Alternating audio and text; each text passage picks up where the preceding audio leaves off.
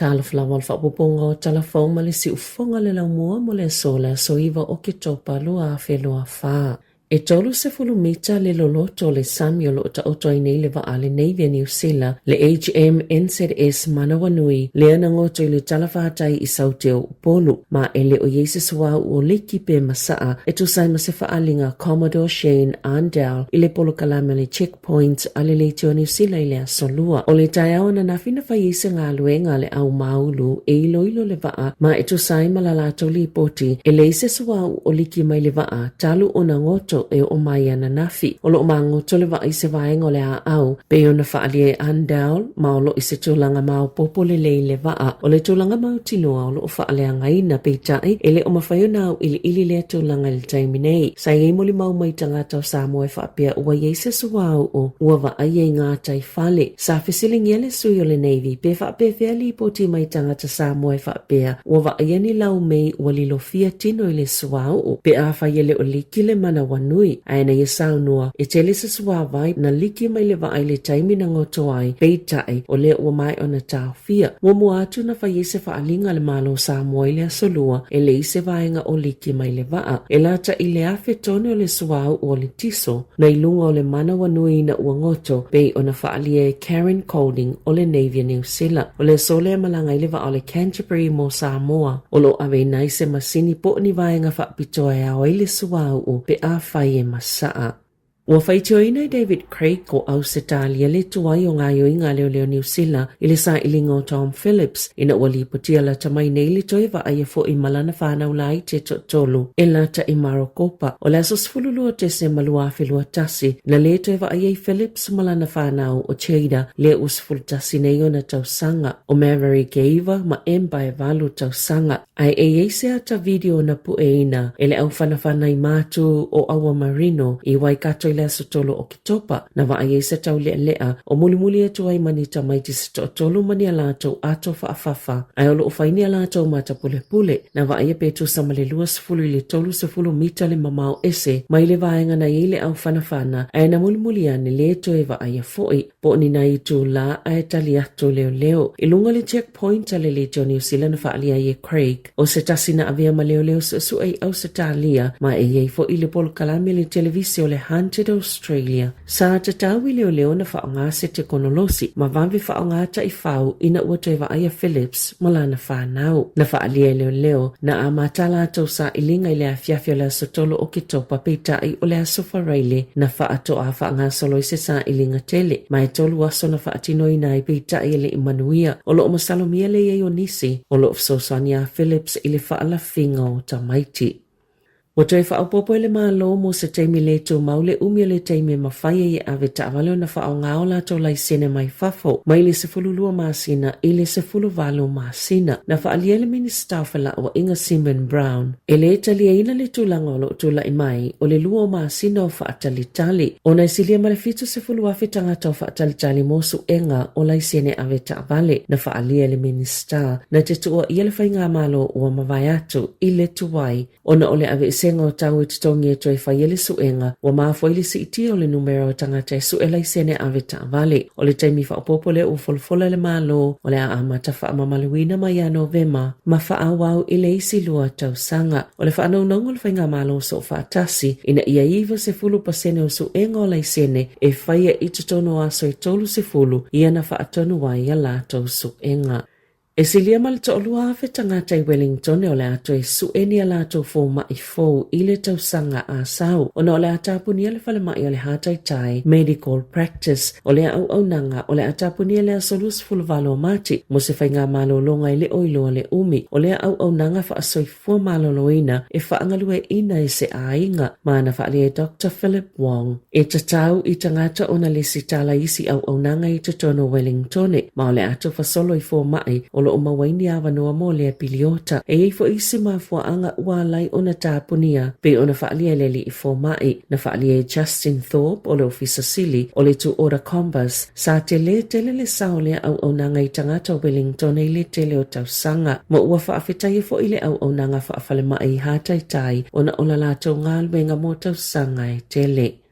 Sali po tele tulanga leleo swinga ua fayele pol kalame mo vala au e fia mauni fsoswani ile numero le tasi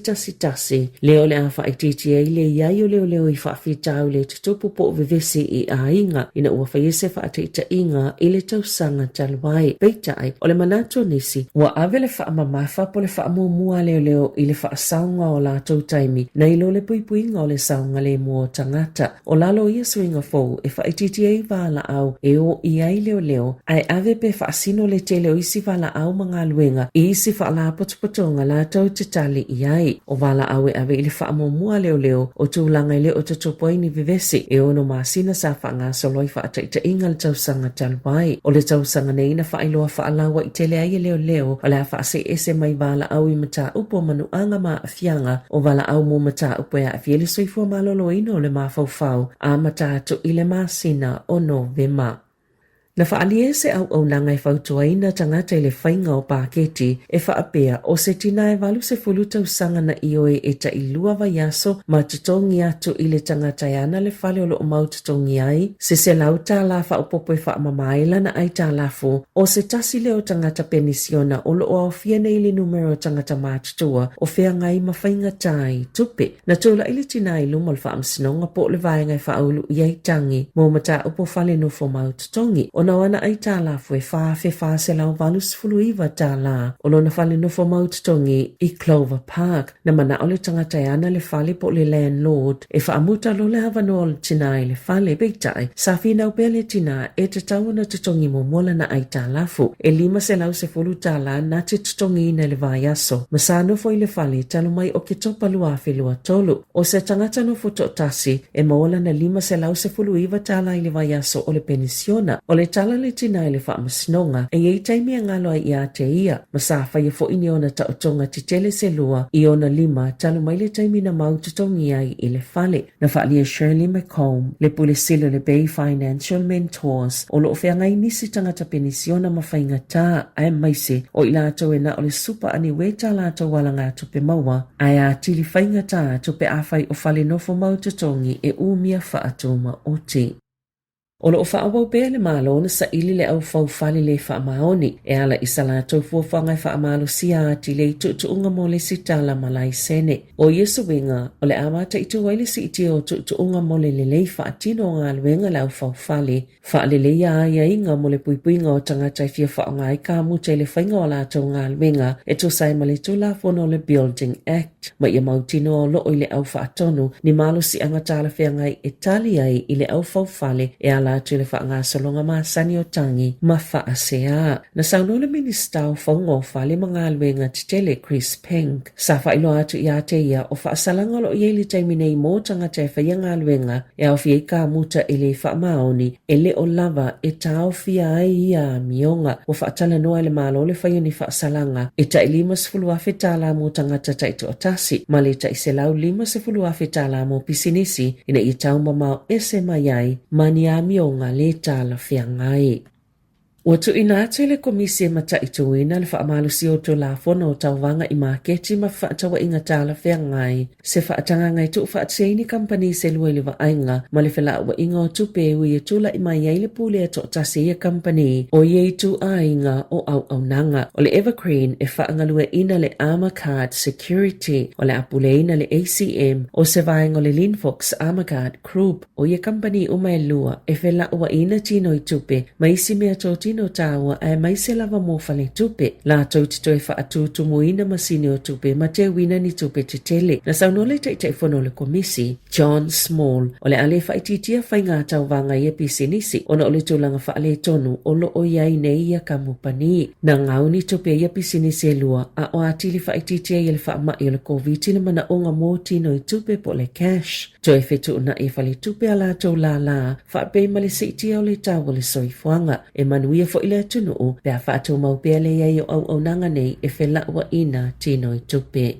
I ta'alonga, na whaalia chance, Nicole Klokstad, le fulupeki o le au lakapiliki le Warriors, e te taua na whaala I titi le numero o ta'alonga o le ta'amilisanga o le NRL, ai ia whaapopo le a whainga o ta'alonga whai taulia, o se tasi le o tamata alo o whaaleo sono finangalo, e whaapopo I manato nisi o lo wala au, ina ia whaini swinga le ta'amilisanga o le lakapiliki, na whaalia Nicole Klokstad, o le umia le ta'amilisanga, e a whaina I fo itino o tangata ta'alo, mai mana o ia whaapu puu ai whaapopo ni ta'alonga whai taulia I au titele. E lua ta'alonga le kiwi sile ne tausanga e ta'alo I maau sa talia matonga. Wala I titi fo le au whainga o ta'alonga na whaia I le lua whelua tolu. O le olopeleki e se fulu whaa na ta'alonga whai taulia I le lua whelua whaa. Tala Fou ia malisi ufonga le laumua mo le nei vaenga o le tae au.